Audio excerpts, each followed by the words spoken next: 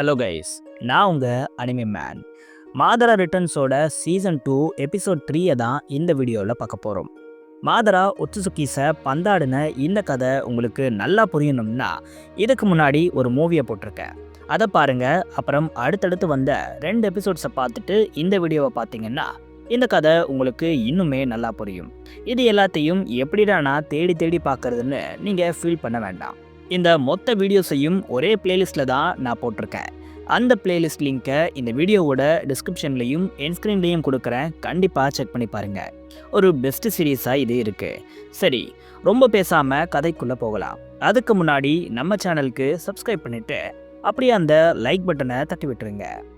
இந்த எபிசோட்குள்ளே போகிறதுக்கு முன்னாடி லாஸ்ட் எபிசோடில் என்ன நடந்துச்சுன்னு பார்ப்போம். இஷிகி வர்சஸ் மாதராக்கான ஒரு லெஜெண்டரி பேட்டிலை பார்த்துருப்போம். இதில் என்ன நடந்துச்சு, மாதரா எப்படி ஜெயிச்சாருங்கிறத நம்ம எபிசோடு சொல்லியாச்சு. அதனால் அதெல்லாம் உங்களுக்கு நான் சொல்ல போகிறது இல்லை.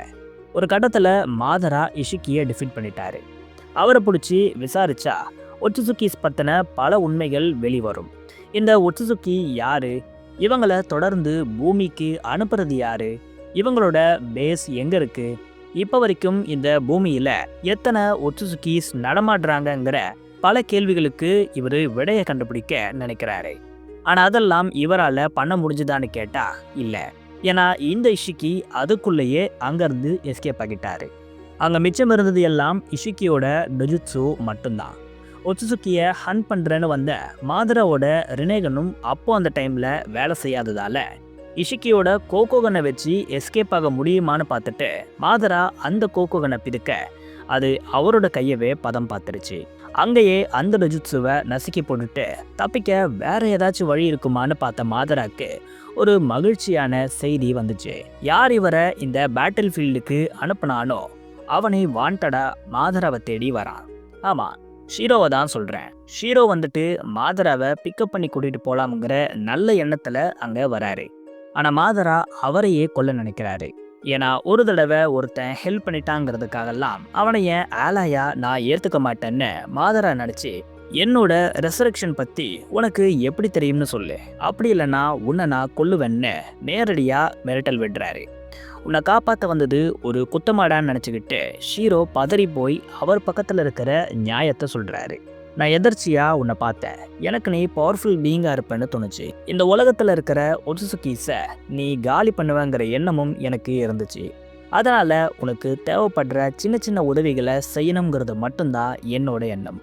இதை தாண்டி வேற எந்த ஒரு எண்ணமும் எனக்கு இல்லை. முக்கியமாக உன்னை போட்டு தள்ளுற ஐடியாலாம் எனக்கு இல்லவே இல்லை. நான் வெறும் அப்சர்வர் தான், ஸ்கிரிப்ட் ரைட்டர் கிடையாதுன்னு ஷீரோ சொல்கிறாரு. இப்படியே இவங்க 2 பேருக்குமான கான்வர்சேஷன் போகுது. ஒரு கட்டத்தில் மாதராக்கு இவன் மேலே ஒரு சின்ன நம்பிக்கை வருது. அது போக இவனை விட்டாலும் இப்போது தப்பிச்சு போக வேற வழியும் இல்லை. அதனால் ஷீரோவை இவர் மன்னிச்சு விட்டுடுறாரு. உன் கூட டீம் போட்டால் எனக்கு என்னென்ன மாதிரியான விஷயங்கள் எல்லாம் உன்னால் கொடுக்க முடியும்னு மாதரா கேட்குறாரு. உனக்கு முதல்ல நான் தண்ணி தரேன், அதை வச்சு முதல்ல குழி. அப்புறம் உனக்கு தேவையான வெப்பன்ஸு, ட்ரெஸ்ஸு, அது இதுன்னு எல்லாத்தையும் தரேன்னு ஷீரோ சொல்கிறாரு. இந்த ஐடியா நல்லா இருக்கேன்னு யோசித்த மாதரா அதுக்கு ஒத்துக்க இவங்களோட சாப்டருங்கிறது லாஸ்ட் எபிசோடில் முடியுது. இன்னொரு பக்கம் பொருட்டோவில் இஷிக்கி கோடை தேடி போய் அவரோட வில்லை கோடுக்குள்ளே செலுத்தி மொத்த பூமியையும் டெவலப் பண்ண சொல்லுவார்ல, அதே மாதிரியான ஒரு சம்பவம் தான் இங்கேயும் நடக்குது. பட் இங்கே கோடுங்கிற கேரக்டர் இல்லை, அவருக்கு பதிலாக புதுசாக ஒரு கேரக்டரை காட்டுறாங்க. இந்த கேரக்டர்கிட்ட மாதராவை சும்மா விடாத, அவனை கொன்னுடு, இதுதான் என் கடைசி ஆசைன்னு இஷிக்கி சொல்லிக்கிட்டே இருக்க அந்த ஒரு பர்சனை இஷிக்கி கண்ணு முன்னாடியே யாரோ காலி பண்ணிடுறாங்க. யாருன்னு பார்த்தா அது ஒரு புது ஒட்சுசுகி. இவருக்கு செம்ம ஹைப்பை கொடுத்து லாஸ்ட் எபிசோடை முடிச்சிருப்பாங்க. இந்த எபிசோடில் ஒரு பொண்ணை காட்டுறாங்க. இவங்க கூட லாஸ்ட் எபிசோடில் நமக்கு காட்டப்பட்ட அஜுடாஷிக்கி இருக்காரு. அந்த பொண்ணு ரொம்பவே பயந்து போயிருக்காங்க. இதை பார்த்து அஜுடாஷிக்கி அவங்க கிட்ட பேசுகிறாரு. என்ன கண்ணு, என்னை பார்த்து பயப்படுறியா? பயப்படாத, உனக்கு ஏதாச்சும் ஒன்று ஆகிடுச்சுன்னா அப்புறம் நான் உன்னை வச்சு போட்ட திட்டமெல்லாம் என்ன ஆகிறதுன்னு அஜுடாஷிக்கி சொல்கிறாரு. உனக்குள்ள இன்னமும் ஹியூமனசன்ஸ் இருக்க போலையே, அப்படி இருந்தால் எதுவும் சரிப்பட்டு வராது. சரி, இதெல்லாம் நம்ம இங்கே பேச வேண்டாம், நீ ஏன் கூட வா, நமக்கு முக்கியமான பல வேலைகள் இருக்குன்னு சொல்கிறாரு. நான் எதிர்பார்க்குற அந்த ஒரு விஷயம் மட்டும் உன்கிட்ட இல்லைன்னா நான் உன்னை எப்போவோ கொண்டு இருப்பேன். என்ன பண்ணுறதுன்னு அஜுரஷிக்கு சொல்லிக்கிட்டு ஒரு போர்ட்டலை ஓப்பன் பண்ணுறாரு. அதுல இருந்து மிஸ்டீரியஸான சில பேர் வராங்க. இப்படி வந்த இவங்களுடைய உருவங்கள் எல்லாம் மறைக்கப்பட்டிருக்கு. இவங்கள வேணும்னு தான் நமக்கு ரிவீல் பண்ணாமல் விட்டுருக்காங்க. இதை வச்சு ஃப்யூச்சரில் பெரிய ட்விஸ்ட்டை இவங்க வைக்கலாம். சரி, கதைக்கு வருவோம்.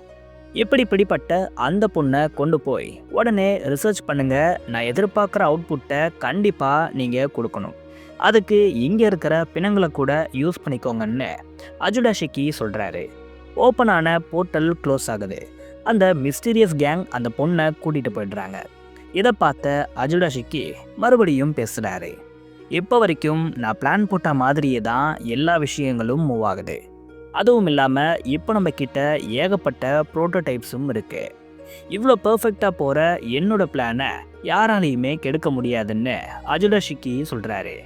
பட் இவரை யார் தடுக்க போகிறாங்கிறது எல்லாருக்குமே தெரியும். அதை பண்ண போகிறது வேற யாருமே இல்லை, மாதரா தான். இவருக்கும் மாதராக்கும் நடக்க போகிற ஃபேஸ் ஆஃப்ங்கிறது வேற லெவலில் இருக்க போகுது. அது இப்போவே நல்லா தெரியுது. காட்சிகள் மாறுது. ஹாகுரோமாவோட ஒரு டைமென்ஷனை நமக்கு காட்டுறாங்க. இங்கே ஹாகுரோமா கூட வேற ஒரு ஒட்சுகி இருக்காரு. இவரோட நேமுங்கிறது ரிவீல் செய்யப்படலை. இவர் ஹாகுரோமா கிட்ட பேசிக்கிட்டு இருக்காரு. ஒட்சுகி ஹியூமன் ஹைப்ரிட்ஸ் நமக்கு பெரிய ப்ராப்ளமாக இருக்காங்க. இதுக்கு நம்ம ஒரு முடிவை கட்டியே ஆகணும். இது மட்டும் இல்லாமல் ஒட்சுகி ஹெட் குவார்ட்டர்ஸ் ஏர்த்தில் என்னோட ஆக்டிவிட்டீஸ் பற்றி கண்டுபிடிக்க ஸ்டார்ட் பண்ணிட்டாங்கன்னு அந்த ஒட்சுகி சொல்கிறாரு. இதை கேட்ட ஆகுரோமோ இதனால் ஏர்த்துக்கு எந்த மாதிரியான பாதிப்பு வரும்னு கேட்குறாரு. ஒட்சுகியை தடுக்க பூமியில் வைக்கப்பட்டிருக்க என்னோட டூல் ஸ்டாப் செய்யப்பட்டிருக்கு. இதிலிருந்தே உனக்கு புரியலையா? நம்ம எதிர்பார்த்த அந்த நாள் வந்துருச்சு. இப்போ நம்ம உடனே அந்த பிளானை இம்ப்ளிமெண்ட் பண்ணணும். அதுக்கு என்கிட்ட ஒரு ஐடியா இருக்குது. பட் உன்னோட ஹெல்ப்பும் கொஞ்சம் தேவைப்படும். நீ எப்படியாவது அந்த பர்சனை இதுக்குள்ளே கொண்டு வரணும். அவன் தான் இந்த ஒட்சுகியை ஹேண்டில் பண்ணுறதுக்கு சரியான ஆளாக இருப்பான்னு அந்த ஒட்சுகி சொல்கிறாரு. அதாவது இவர் என்ன சொல்ல வராருன்னா, இந்த ஏர்த்தில் ஹியூமன் ஒட்சுகி ஹைப்ரிட்ஸ் இருக்காங்க. இவங்க ஏர்த்துக்கு ஆபத்து உண்டாக்குற மாதிரியான சில விஷயங்களை பண்ணிக்கிட்டு இருக்காங்க. பட் இந்த நாள் வரும்னு ஹாகுரோமோக்கு ஆல்ரெடி தெரியுது. அதுக்காக இவங்க ஒரு பிளானை ஆல்ரெடி வச்சுருக்காங்க. அது மட்டும் இல்லாமல் ஒட்சுகி ஹெட் குவார்ட்டர்ஸ் ஒரு ஒட்சுகியை அவங்களுக்கு அகெயின்ஸ்டாக ஒர்க் பண்ணுறத கண்டுபிடிச்சிருக்காங்க. இந்த எல்லா ப்ராப்ளமும் சால்வ் பண்ணப்படணும்னா அதுக்கு இவங்களோட பிளான் உடனடியாக இம்ப்ளிமெண்ட் செய்யப்படணும். அது என்ன பிளான்ங்கிறது ஆல்ரெடி எல்லாரும் கெஸ் பண்ணியிருப்பீங்க. எஸ், மாதரா தான். மாதரா அடுத்த ஒட்சுகியை போட்டு தள்ளுற பிளானாக தான் இது எப்படியும் இருக்கும். இதை பற்றி தான் ஆகுரோமோவும் இவரும் டிஸ்கஸ் பண்ணிக்கிட்டு இருக்காங்க. என்ன நடக்க போகுதுன்னு பொறுத்திருந்து பார்ப்போம். காட்சிகள் மாறுது. லாஸ்ட் எபிசோடில் நம்ம பார்த்த மாதிரி நெரிடா எப்படியோ போராடி சாஸ்கேவையும் சரடாவையும் மீட் பண்ண வச்சுருக்காங்க. இவங்க பல வருஷம் கழித்து பார்த்துக்கிறாங்க. அப்பாவை பார்த்த சந்தோஷத்தில் சரடா அவரை ஹக் பண்ணுறாங்க. உங்களை நான் ரொம்ப மிஸ் பண்ணேன்னு சரடா சொல்கிறாங்க. சரடா, நான் முன்ன பார்த்ததை விட இப்போ நீ ரொம்ப வளர்ந்துட்டேன்னு சாஸ்கே சொல்கிறாரு. நீங்களும் உங்கள் ஆமை ஃபிக்ஸ் பண்ணிக்க போகிறீங்கன்னு கேள்விப்பட்டேன். ரொம்ப சந்தோஷம். முன்னாடி விட நீங்கள் ரொம்ப மஸ்குலராக ஆகிட்டீங்க. இதுக்கும் அம்மா ஏதாச்சும் உங்களுக்கு ட்ரீட்மெண்ட் பண்ணாங்களான்னு சரடா கேட்குறாங்க. இதுக்கு நான் எந்த ஒரு ட்ரீட்மெண்ட்டையும் பண்ணிக்கல. பட் இதுக்கும் உங்கள் அம்மா தான் காரணம். நான் எவ்வளோ தூரத்துக்கு போனாலும் சரி, எப்படியாவது உங்கள் அம்மா எனக்கு டெலிஷியஸான ஃபுட்டை கொடுத்துருவாங்க. இதுதான் நான் ஹெல்த்தியாக இருக்க காரணமாக இருக்குன்னு சாஸ்கே சொல்கிறாரு. இதை கேட்ட சரடா, எனக்கும் இதே பிரச்சனை தான். எனக்கு மட்டும் இல்லாமல் என்னோட மொத்த ஸ்குவாடுக்கும் சேர்த்தே அம்மா சாப்பாடு கொடுத்து விட்டுருவாங்க. அதை சாப்பிட்டு முடிக்கிறதுக்குள்ளேயே எங்களுக்கு போதும் போதும்னு ஆகிடும்னு சரடா சொல்கிறாங்க. இதை கேட்ட சாஸ்கே, இதே பிரச்சனை தான் எனக்கும். பட் உங்கள் அம்மா இப்படி சமைச்சு கொடுக்கறது யாருக்கு சந்தோஷமோ இல்லையோ உன்னோட தங்கச்சியான நெரிடாக்கு ரொம்ப சந்தோஷத்தை கொடுக்குது. ஏன்னா அவள் எந்த டைமாக இருந்தாலும் சரி அதை சாப்பிட தவறுனதே இல்லைன்னு சாஸ்கே சொல்கிறாரு. இதை கேட்ட சரடா, நெரிடாவை நான் ரொம்ப மிஸ் பண்ணுறேன்னு சொல்கிறாங்க. அதெல்லாம் இருக்கட்டும் சரடா, நான் ஒரு விஷயத்தை கேள்விப்பட்டேன். அது உண்மையானு சாஸ்கே கேட்குறாரு. ஆமாம், உண்மைதான். இதுதான் என்னோட லாஸ்ட் மிஷன்.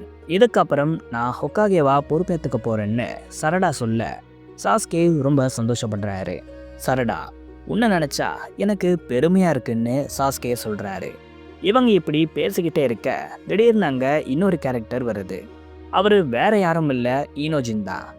ஹலோ சாஸ்கே, நீங்கள் ஏதோ ஒரு இம்பார்ட்டண்ட்டான விஷயத்த பேசிக்கிட்டு இருக்கீங்கன்னு எனக்கு புரியுது. பட் இப்போ நான் சரடாவை கூட்டிகிட்டு போயே ஆகணும். ஏன்னா எங்களோட மிஷனுக்கு டைம் ஆகிடுச்சுன்னு ஈனோஜின் சொல்கிறாரு. உடனே சாஸ்கே சரடாவோட ஃபோர்ஹெட்டை பிஞ்ச் பண்ணி நல்லா பண்ணுங்க உக்காகேன்னு சொல்கிறாரு. சரடா ரொம்ப ரொம்ப சந்தோஷப்படுறாங்க. நல்லபடியாக உன் மிஷனை முடிச்சிட்டு வான்னு சாஸ்கே சொல்லி அனுப்புகிறாரு. சரடா சிரிச்சுக்கிட்டே அங்கேருந்து கிளம்புறாங்க. காட்சிகள் மாறுது.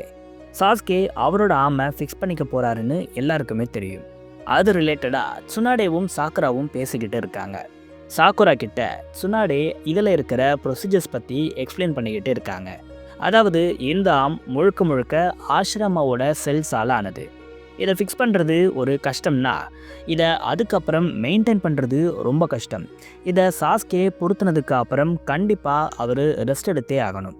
இந்த ரெஸ்டிங் பீரியட் அப்போ தான் சாஸ்கேக்கு பொருத்தப்பட்டிருக்கிற அந்த ஆம் சாஸ்கேவோட ஸ்கில்ஸை ஸ்கேன் பண்ணி அதுக்கேற்ற மாதிரி இது அடாப்ட் ஆகிக்கும். அதாவது சாஸ்கேவோட ஏஜுக்கு சமமாக அதுவும் மாறும். அப்படி ஆனாதான் சாஸ்கேக்கு அது ஒரு பர்ஃபெக்ட் ஆமாக இருக்கும். இது எல்லாத்துக்கும் சாஸ்கே ஒத்துக்குவானான்னு சுனாடே கேட்குறாங்க. கண்டிப்பாக, நான் ஆல்ரெடி சாஸ்கேவோட ப்ராஸ்தட்டிக் ஆமை ரெடி பண்ணி வச்சுட்டேன். சாஸ்கேவை பார்த்துக்கிறதுக்கு நான் கண்டிப்பாக கூட இருக்கணும். இதனால் கோனஹா ஹாஸ்பிட்டலில் வேற ஒரு ஆளை டெம்ப்ரவரியாக இன்சார்ஜாக போட்டிருக்கேன்.